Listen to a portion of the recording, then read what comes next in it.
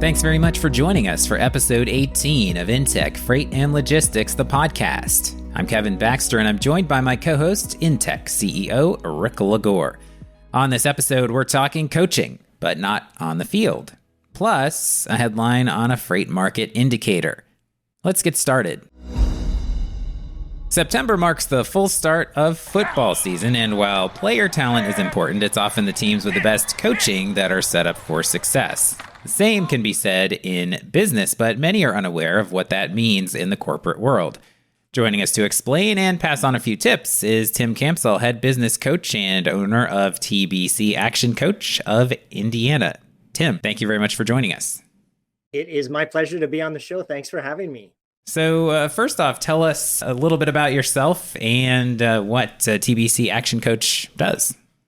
Absolutely. So first of all, I'm going to let everyone know that I'm from Canada, so you may hear me pronounce some words that you think sound weird, but in my head, it sounds the same as you all say them. So just play along with me today.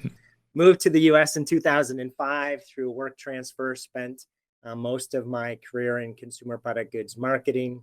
Met my wife in Wisconsin.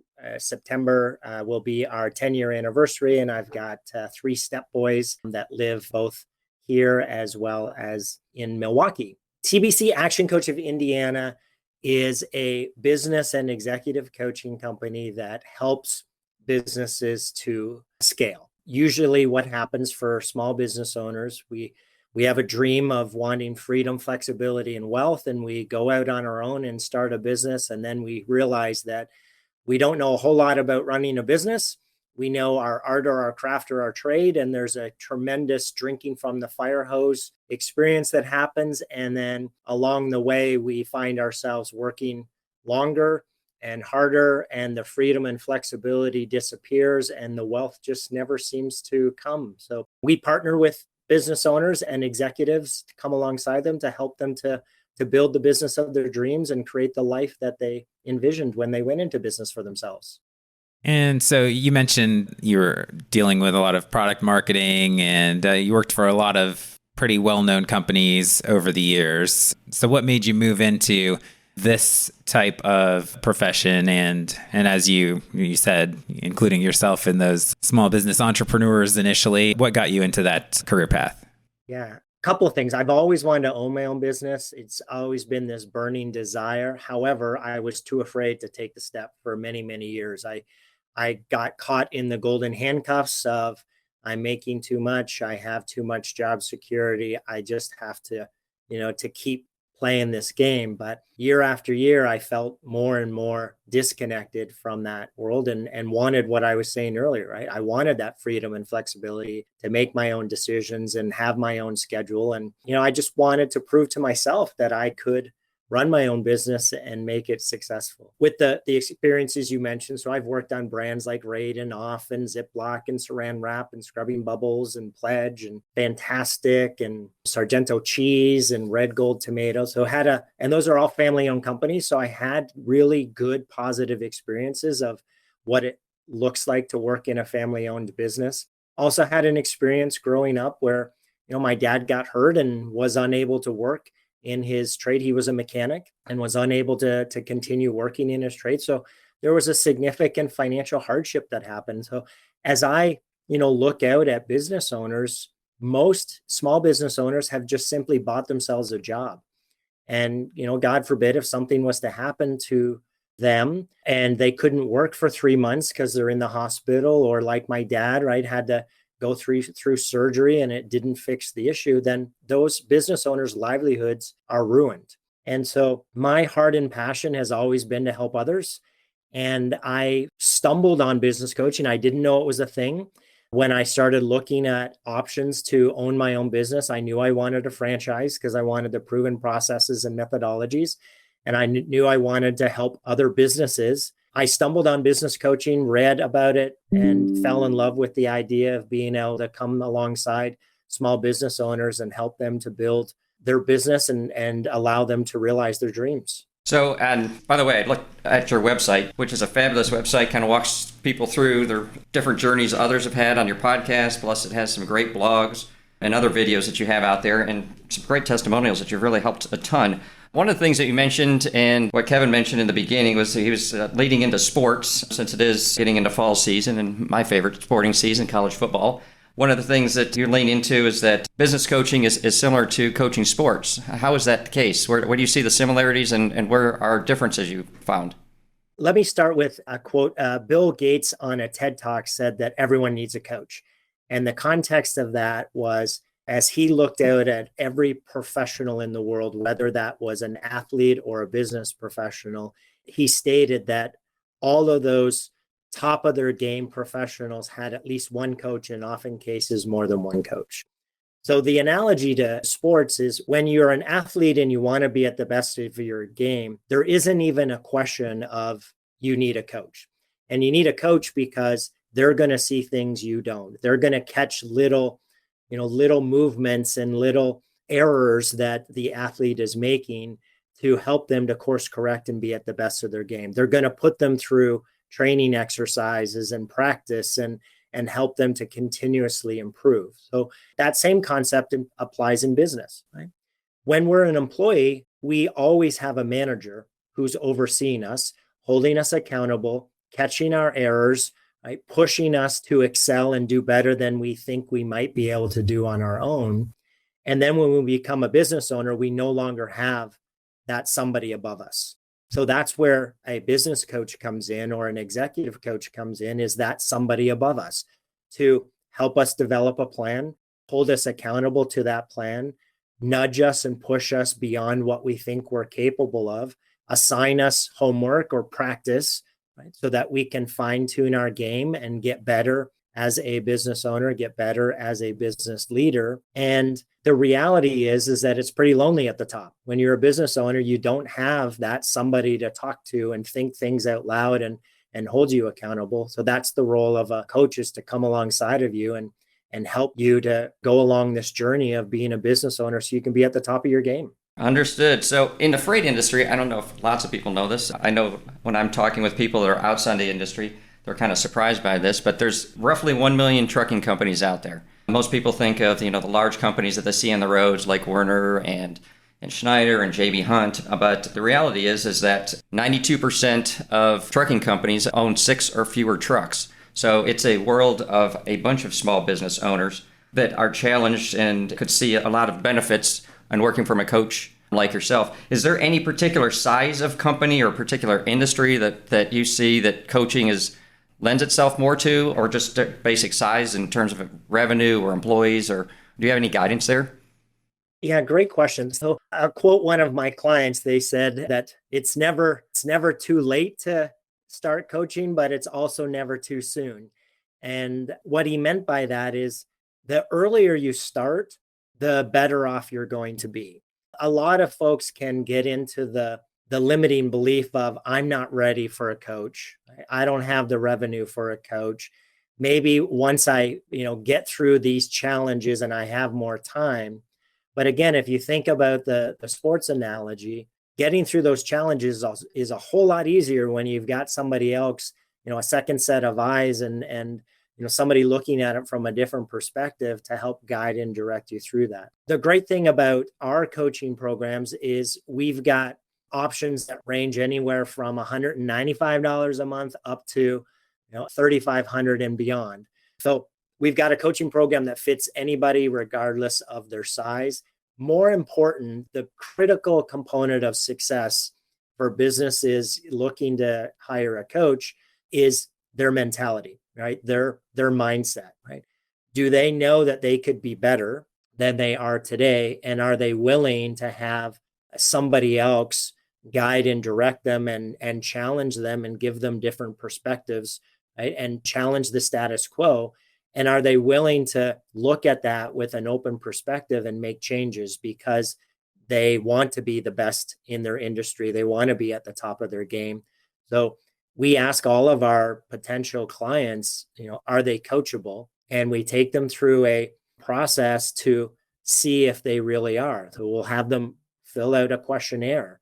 And, if they don't return that questionnaire, they're letting us know they're not coachable. We have a couple of meetings that we go through to evaluate and do a deep dive into their business. Right? If they don't show up for those meetings, we know that they're not ready. And it's not a good or a bad, it just is. So just as much as, clients should pick their coach, we are very diligent of picking clients who we feel are going to be successful because their results are our reputation.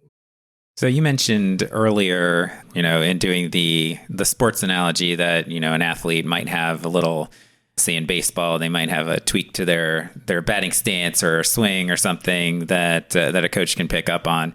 Are there any examples you have of something, one of those little tweaks that you see often, or even just a random example of one that you see a business owner needing right away?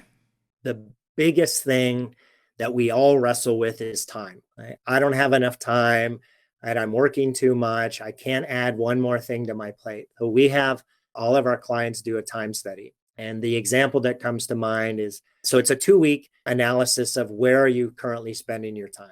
And then through that, we then review it and determine, are those all good uses of your time? Well, this one client, after those 2 weeks, said to me, "Hey, Tim, I'm really embarrassed to tell you this, but I discovered that I'm spending 7 hours a week on my cell phone." And it starts with legitimate business purposes, but then I drift into social media or reading the news or personal emails or shopping. And so prior to that, Tim, I don't have any time to add this to my plate. I don't have any time to work on the business. Now they just found 7 hours a week. And we ask our clients to invest a minimum of an hour a day or 5 hours a week working on their business to see the results through our program. So she just found 7. Yeah. So you talked about the different plans that are out there. What are some, the term that everyone's always looking for is ROI. If they're going to spend on something, they want to get something in return. So what kinds of return on investment can people expect from coaching? Yeah, wonderful question.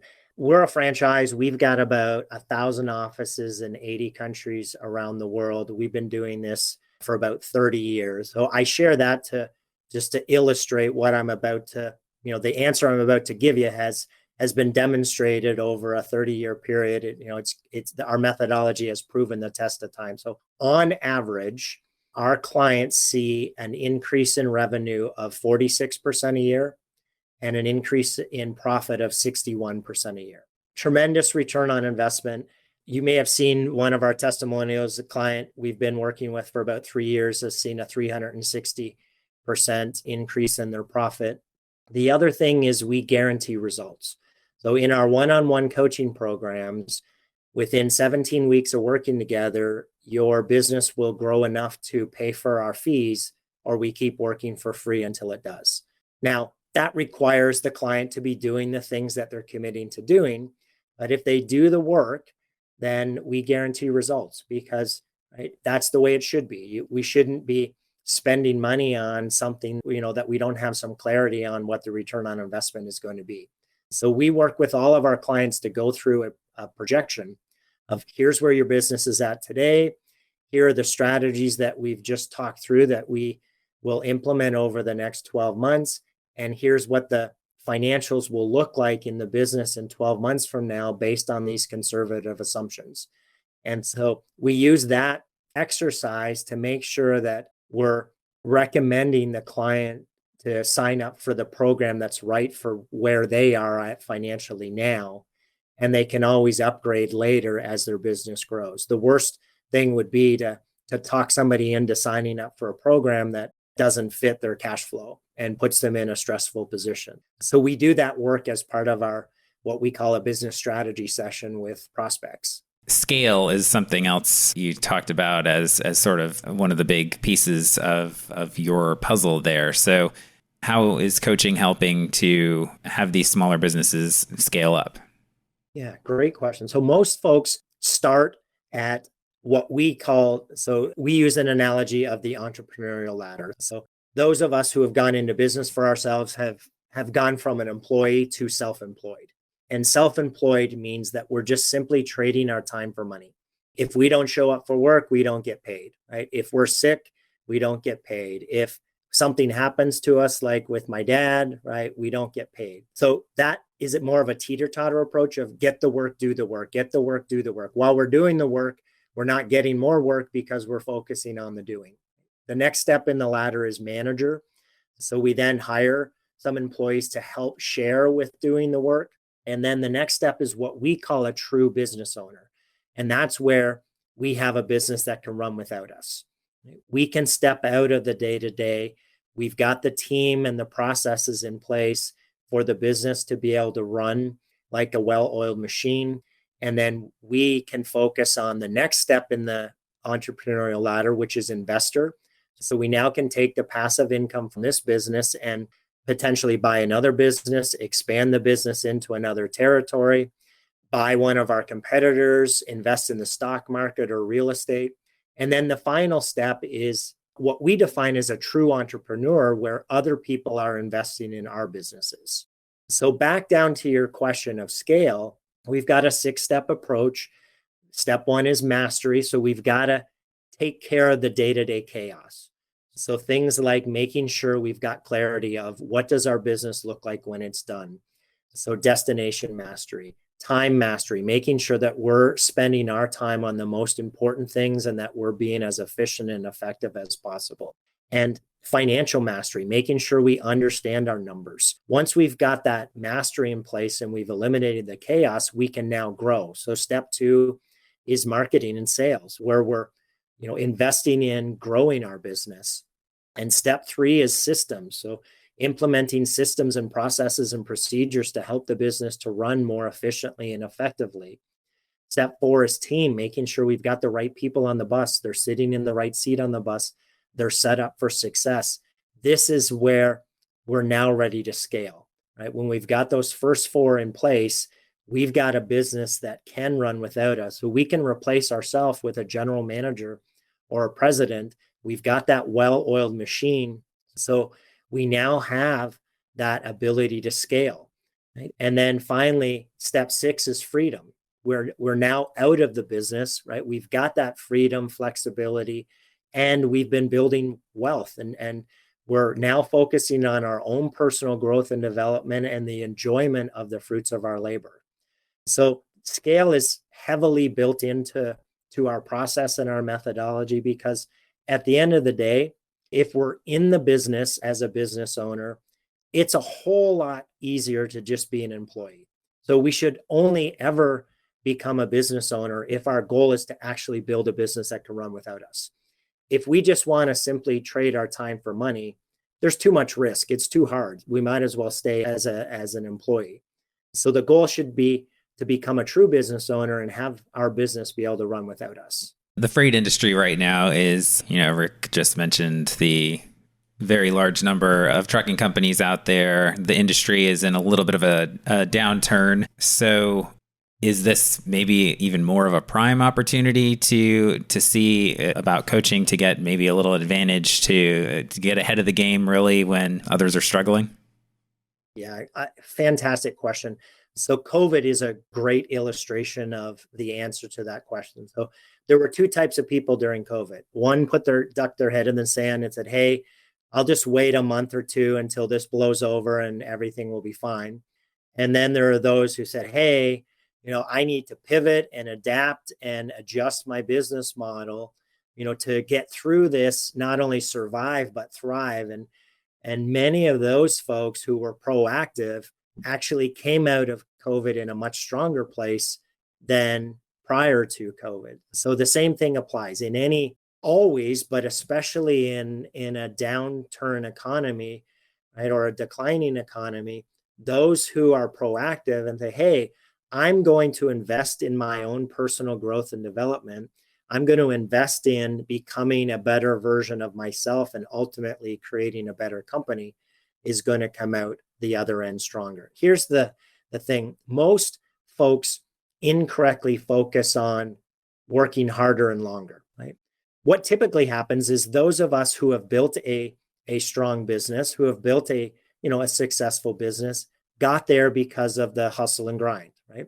They work hard, they work long, right? They figured things out, they got things churning and have a good, healthy business. However, those businesses typically plateau because what's happened is the business has grown to the business owner's capacity. And then year over year, it'll go slightly above the owner's capacity, and then next year shrink a little below the owner's capacity, and then above and below. But basically, it's plateaued. And the business owner doesn't know why, because all they can do is look at what got them there. And unfortunately, what got them there won't get them to where, that next level. So now they need to focus on themselves, right? They need to become the type of business owner that's able to do the things that are required in the business to take it to the next level. So personal growth and development, implementing new processes and procedures, finding new systems, hiring great people. So instead of spending all of their time on working hard and long, redirect half of that time in becoming an awesome business owner who can build a business that can run without them. Well, one of the things I really liked and I ran across, and I'm going to be on your podcast very shortly, is the title that you have on it, which is Self-Made is a Myth. So what brought you to that title, and what can people hear when they listen to that podcast on a weekly basis? The background there is kind of what we were just talking about. So too many business owners have been tricked into this idea of the hustle and grind. It's celebrated on social media all the time. And unfortunately, what hustle and grind leads to is burnout. And so what we're doing is dispelling that myth that you don't become successful on your own.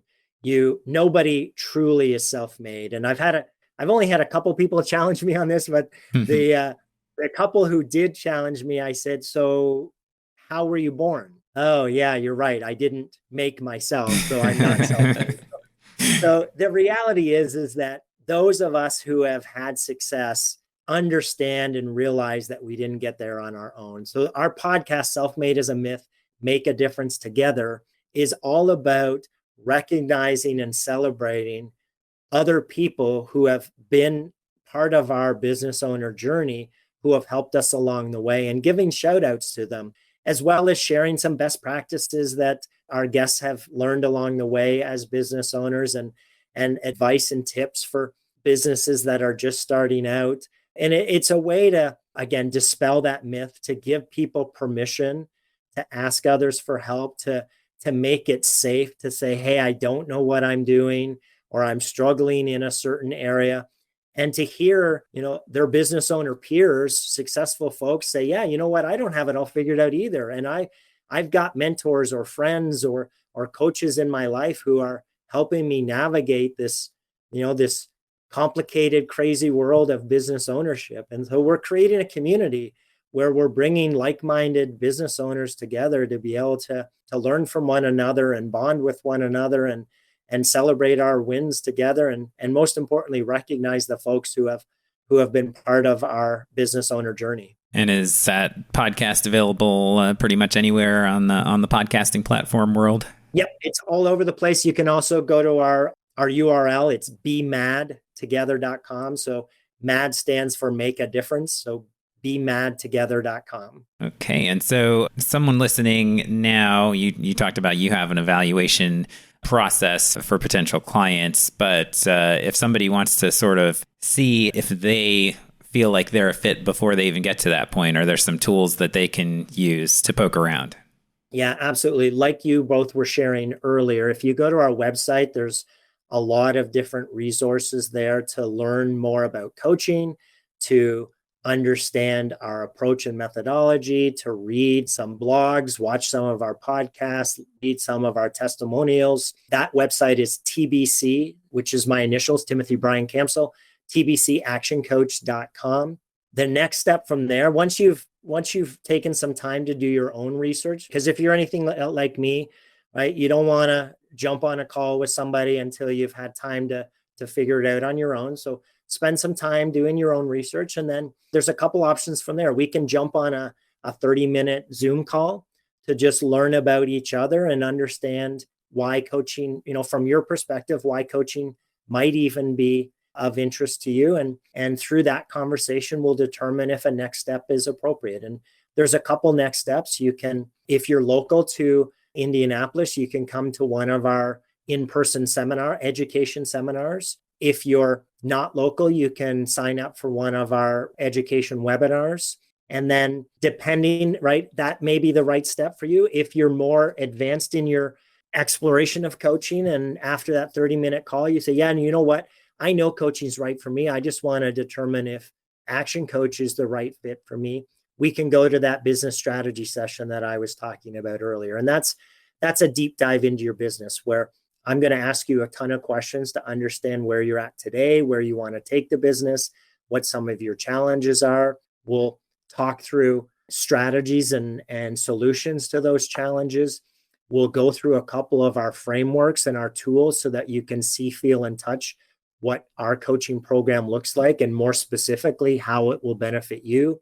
We'll do that financial projection so you can tangibly see what the return on investment is of going through that coaching journey. And together we'll decide if it all makes sense. So we're going to ask ourselves, 4 questions. Can we get to your results faster by working together than you could on your own? Do we see that there's a return on investment? Do you have the hour a day or 5 hours a week to work on the things that we will talk about on that meeting? And then finally, do we feel there's a personality fit?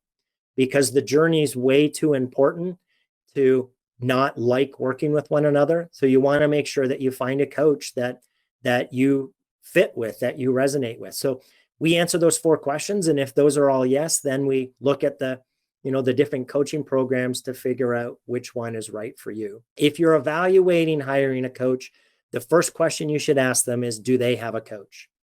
Because if they don't drink their own Kool-Aid, you don't want to work with them, because if they're not investing in continuing to become a better version of themselves, you don't want them to be your coach, because you'll eventually outgrow them. All right. The website again, tbcactioncoach.com. Yes, that's correct. Tim, thank you very much for joining us. Yes, thank you, Tim. Fantastic, guys. Thank you so much for having me on. I really appreciate the opportunity to chat with your audience.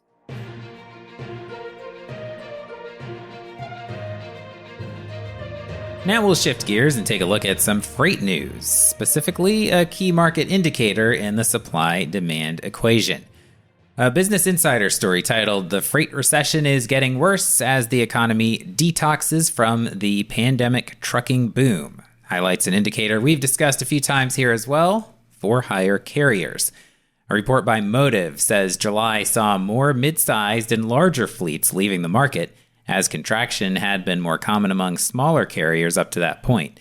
In fact, 17% of July's exits were trucking companies with fleets of more than 5, compared to 12% in January. So we're seeing a little shift there. Absolutely. And in August, we saw a big shift in that Yellow ended up shutting down, which impacted roughly 30,000 employees out there too. So the overall market it's in this 4th stage of a cycle. And the 4th stage is actually the bottoming process. So in the bottoming process, we're going through and seeing that you start to see inventory levels start to decrease in terms of total sales. You start to see Class 8 trucks decrease. And then the other part you start seeing is that you start to see trucking companies, unfortunately, are part of the fallout as well in the 4th and final stage as a freight cycle pulls out. Yeah. And so far in the first, 6 months, we were averaging about 7,500 trucking companies were being pulled from the market every month. And then I think in the article, it said that May actually had the biggest drop, as it was looking at net increases and decreases that were going on in the market. Yeah. Entries versus exits, or exits versus entries. Yes, because there still are people that say, hey, this is the business I want to be in. Right, yeah. Yeah, so the article actually points out it was that net number is down for the 10th straight month to some degree. And the overall drop in the net number has been 29% so far in 2023. And as you mentioned, this bottoming process, part of the freight cycle, it's not expected to be done just yet. No, they're expecting to see this occur probably over the next 6 to 8 months. Actually, this bottoming process has been a little bit longer, because typically what you see in the exits of the smaller trucking companies, what typically happens is they exit pretty quickly. But because we were in this abnormal period during the pandemic side, people's balance sheets grew a little bit larger than what they normally do at the peak. And also a number of these smaller carriers found themselves in some good contract business. So while spot rates have crushed a lot of the players out there, the ones that have been able to hang in there actually had some contractual dedicated runs, and that has held them in a little bit longer than what typically happens in this cycle, which is great. I mean, we're talking about people's jobs, we're talking about companies, we're talking about people's lives. So it's great to see that and see that excess, the additional capacity there. But it is one of the reasons why rates have been depressed for so long. Well, and those contracts are now probably getting to the point where they're running out. So that's going to continue to feed this for a little bit longer. Absolutely, because fourth quarter, end of third quarter, beginning of fourth quarter, that's when we really see the RFP season really kick in, as all the financial people want to know what to forecast for 2024. Hard to imagine it's 2024. I can't even believe we're almost looking at, just remember to write that 3 at the end of the date in 2023 instead of 22, and now we're going to have to change again. Yes. So, yeah, as you mentioned, there's 2 implications here. There's the market implications, and then there's the personal implications. So it's not a great combination for truckers right now, where these companies are going away, so they're losing their jobs, but then the companies going away also means there aren't as many other places for them to go to. That's absolutely true. And there's, well, as I said earlier, we've got Yellow that exited as well. So there's big number there. So there's 30,000 that are going of truck drivers that are going to jump into the market. So they're going to be looking for jobs as well. So it's just a difficult time that we walk through. And I mean, that's one of the reasons why we invited Tim Campsall to talk a little bit about, sometimes you can't do it all on your own. And it's nice to have a business coach there to talk you through some things and challenge you in some areas that you may not be thinking of as you're working the day-to-day, which that's what a lot of the smaller trucking companies are doing. They're working the day-to-day. They're in the trucks. They're talking to their banks. They're doing collections. They're doing everything. And it's hard for them to step away and actually take a look at what's going on. Yeah. You touched on this in terms of where it is in the market cycle. The contraction in capacity does do something that's kind of important for an eventual recovery, which is to even out that supply-demand equation, because we've had this excess capacity for so long, and the demand for the capacity from shippers has not been super strong, and it still doesn't look like it's strong, and maybe it'll get there eventually, but right now, not so much. Yeah, right now, there just isn't a real catalyst out there at this point to really drive more freight into the trucks. And until that happens, we still have this imbalance that we have too much supply of trucks and not enough supply of or demand from shippers to go ahead and use those trucks. So, I mean, we see this in the trucking market, but we also see in the intermodal market. I mean, we've seen that J.B. Hunt, I believe, said, and may not be exact, but I believe they have about 18% of their boxes are being parked across the country. They haven't put those back into the intermodal market yet, and they're not the only ones. All the other box owners have some percentage as well, a significant percentage like theirs that they're parking too. So it's a combination of both truckload and intermodal at this point.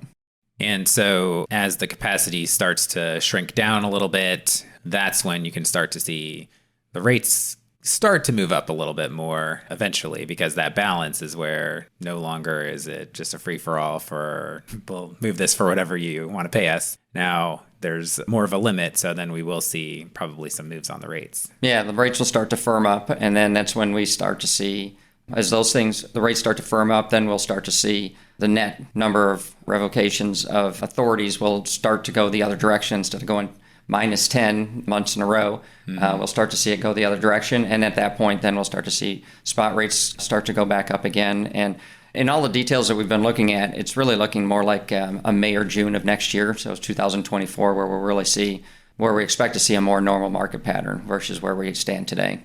Yeah, we just had Ari Ash on in our previous episode, and he was in that same vein talking about that second quarter, because the first quarter is just usually not a big quarter in the first place. Yeah, typically not. And on the plus side, if you're a shipper, typically, as I said, the RFP season is the end of third quarter and the beginning of fourth. Very rarely does that ever land on a low. That's true, yeah. Typically, you're really talking and you're trying to negotiate rates for the next year during a peak season, during retail season, during the end of the year push, and a lot of pricing is put together at the time of, okay, my trucks are full. And so at this point in time, this is probably the best season for the shippers If you're on the freight side and you're supplying services, not so much. But if you're the shipper side, it very rarely lands this way. But this is the year that will. And so a lot of finance people are going to be pleasantly surprised as what they see. Yeah. They'll get some certainty going maybe a little bit deeper into next year than the market would suggest they could. Yeah, and it'll definitely be more certain because we'll be definitely moving more into the contract side for next year for committed capacity versus this year we've seen, some shippers have gone out to market every month just because they've seen the market continue to decrease. So so it's made a challenge for the finance people to figure out which direction they want to go. So anyway. Yeah. The other piece, we talked about the demand still down, no catalyst that we're aware of. And this report, the Motive report, uses the word detox. It's even in the headline of the story. So they're pointing to e-commerce growth, which is now back at a sort of normal spot in this 10-year pattern that's usually been coming back down from the abnormal spot that it was in during the pandemic. So I guess if it stays normal, that's not a horrible thing moving forward because there's, again, that word certainty, some predictability maybe returning to things. Yeah, one of the people I follow on LinkedIn quite a bit, they do some great analysis out there. Jason Miller from Michigan State. He just put an article out there on LinkedIn. He does more than just articles. It's factual numbers and charts, and they're great to follow anyway. So if you're not following him, I suggest you take a look. You have to learn a lot of stuff. But anyway, he just put a chart out there, I believe it was last week, that showed that e-commerce finally has pulled back, and now it's on its normal growth pattern where previously it had been, as said in the pandemic level, had gone back up. So it's interesting to just continue to watch the different things that are being played out in the market, whether that's housing starts, whether it's e-commerce, whether it's just regular retail. Some of the retailers are really struggling out there. Not only have they had a balance problem in terms of the inventory that they have, but like, for example, we just heard from Dick's Sporting Goods, and their stock dropped, I believe, 25% because they have a pilferage problem, and that's a problem that's coming out of the retail marketplace as well. So there's a lot of things that are going on that may drive some additional demand. We'll see. Yeah, Target, I think, just recently was a bit down from what was projected as well. So, yeah, they're out there. And the last piece of this article to kind of touch on was a piece of advice, which seems like it's a pretty straightforward thing for most people to think about anyway, is being efficient is really a key to keep yourself going in the freight industry. So if you are one of those smaller trucking firms or medium-sized or big ones, whatever, that's struggling right now, that's the buzzword to keep in mind. But that's easier said than done, I think. Yeah, it's easier said than done. There was another article that came out just recently from the American Transport Research Institute that said that there was a 21.3% increase in running your trucks between 2022 and 2021. Now, a great deal of it was associated with fuel. Fuel started to come down this year, but it still was saying that, and this is hard to imagine because some of the rates that are out there, but it's saying that the basic rate per mile or cost per mile for trucking is $2.25. And we're seeing rates out there much lower than that. So when you're talking about efficiency, you absolutely need to be working on that. And while we're getting some breaks on the fuel side, we're still seeing driver pay's been pushed up, and insurance every year just doesn't seem to stop. No. There always seems to be an upward spiral. It's never a downward spiral on insurance costs. Yeah, all sorts of insurance costs. Yes, absolutely. So anyway. Yeah, so all things to keep in mind as we look ahead to the 2024 timeframe, as we said. Can't wait. Thanks for joining us for InTek Freight and Logistics, the podcast. And thanks very much to Tim Campsall for taking the time to speak with us. Check out the links in the description to learn more about everything we discussed. Subscribe or follow now to ensure you get our latest episodes as soon as they're available, and you can help us out by rating and reviewing us wherever you listen. If you have questions, email us at podcast@intechlogistics.com and visit intekfreight-logistics.com for more about what we do. For Rick Lagore, I'm Kevin Baxter. We'll talk to you next time.